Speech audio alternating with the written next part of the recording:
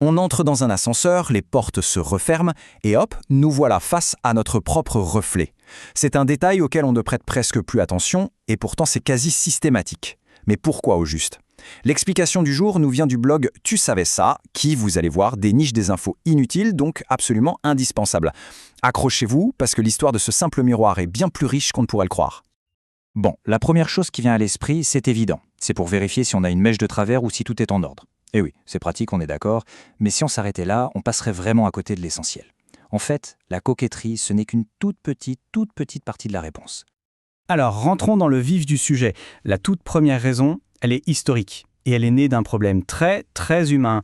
On dépeste attendre. Le miroir, c'était tout simplement une solution de génie à un problème de patience.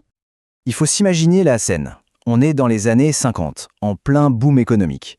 Les buildings poussent comme des champignons, sauf que la technologie des ascenseurs, elle, n'est pas encore super rapide. Les gens passent leur temps à monter et descendre, et forcément, les plaintes sur la lenteur s'accumulent. C'était un vrai casse-tête pour les constructeurs, parce qu'accélérer les machines, ça coûtait une fortune. Et c'est là que l'idée brillante débarque. Au lieu de changer la machine, on va changer la perception des gens. Comment? En installant un miroir. Et ça change tout. Soudain, les gens ne se focalisent plus sur le temps qui passe. Non, ils se regardent, ils ajustent leur cravate, ils se recoiffent. Bref, ils sont occupés. L'attente semble toute cette beaucoup moins longue. C'est un problème technique résolu par une astuce psychologique. C'est malin, non? Voilà pour la première partie de l'explication. C'est une solution simple, pas chère, qui a transformé une expérience un peu pénible en un moment neutre, voire même utile. C'est ça le design intelligent. Mais l'histoire est loin d'être finie. Parce qu'en fait, très vite, on s'est rendu compte que ce miroir avait d'autres super-pouvoirs bien plus importants que de nous faire oublier la lenteur. On entre maintenant dans des domaines comme la sécurité et la psychologie. Ce qui est fascinant, c'est de voir à quel point le miroir est un outil de sécurité passive. Dans un espace aussi petit et fermé, il offre une vision à presque 360 degrés. On peut voir qui entre, ce que font les autres passagers, et ce simple fait, ça peut suffire à dissuader des actes malveillants. Le sentiment de sécurité est tout de suite renforcé. Et puis, il y a l'impact direct sur notre cerveau. Un ascenseur, soyons honnêtes, c'est une petite boîte en métal suspendue dans le vide. Ce n'est pas forcément l'endroit le plus rassurant du monde pour tout le monde. L'effet est assez bluffant. Sans miroir, on sent les murs qui se rapprochent. La sensation d'enfermement est bien réelle. Et pour les personnes un peu claustrophobes, ça peut vite devenir angoissant. Mais mettez un miroir, et là notre cerveau se fait avoir. Il perçoit de la profondeur, de l'espace. L'illusion d'optique réduit instantanément ce sentiment d'être coincé. C'est fou ce qu'un simple reflet peut faire pour notre bien-être. Il y a même un autre effet psychologique. Des études, comme celles de Dinner et Walbaum, qui datent de 1976, ont montré que, quand on se voit, on a tendance à mieux se comporter. Le fait de voir notre propre reflet augmente notre conscience de nous-mêmes et ça nous pousse à être un peu plus civilisés, à mieux respecter l'espace commun. Le miroir agit donc comme un petit régulateur social très discret.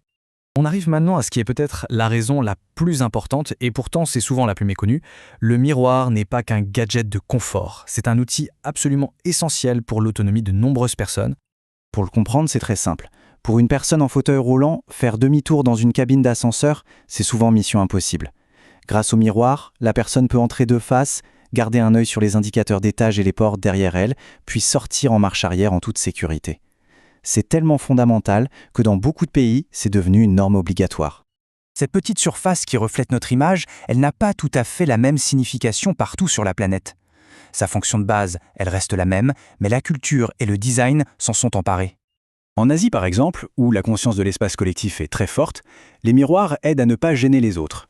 Dans les grands hôtels, ils deviennent de vrais éléments de design pour impressionner les visiteurs. Et même dans les ascenseurs les plus modernes, s'il n'y a pas de miroir à proprement parler, il y a presque toujours une paroi en métal poli ou un écran qui remplit une fonction assez similaire de distraction et de reflet. Allez, pour finir en beauté, une petite rafaille de faits amusants, toujours tirés de notre source, le blog Tu savais ça. Juste un petit rappel historique, c'est en 1853 qu'Elisha Otis a présenté le tout premier ascenseur moderne avec un frein de sécurité. Sans cette invention, pas de gratte-ciel et donc pas de miroir dans les ascenseurs. On l'a évoqué, mais ce détail est génial. Au Japon, le miroir sert aussi à vérifier qu'on ne gêne personne avec son sac à dos ou ses bagages. C'est une marque de respect subtile, mais très ancrée dans la culture. Et là, on boucle la boucle. Ce qui n'était qu'une intuition dans les années 50 est aujourd'hui confirmé. Oui, se regarder fait passer le temps plus vite. Notre cerveau, tout simplement, est distrait et il oublie qu'il est en train d'attendre. Et pour la petite touche finale, un peu plus angoissante. Le cinéma d'horreur a parfaitement compris le potentiel de ce reflet dans un lieu clos. C'est l'endroit rêvé pour faire apparaître quelque chose derrière nous, ou pour créer un suspense insoutenable. C'est la preuve que cet objet si fonctionnel a vraiment marqué notre imaginaire. Voilà, la prochaine fois que vous prendrez l'ascenseur, vous ne regarderez plus ce miroir de la même façon, c'est sûr. Et ça nous amène à une dernière question. Quels autres objets de notre quotidien, qui nous paraissent si banals, cachent en fait des secrets de design ou de psychologie, pensés pour influencer discrètement nos actions? La réponse est probablement partout autour de nous.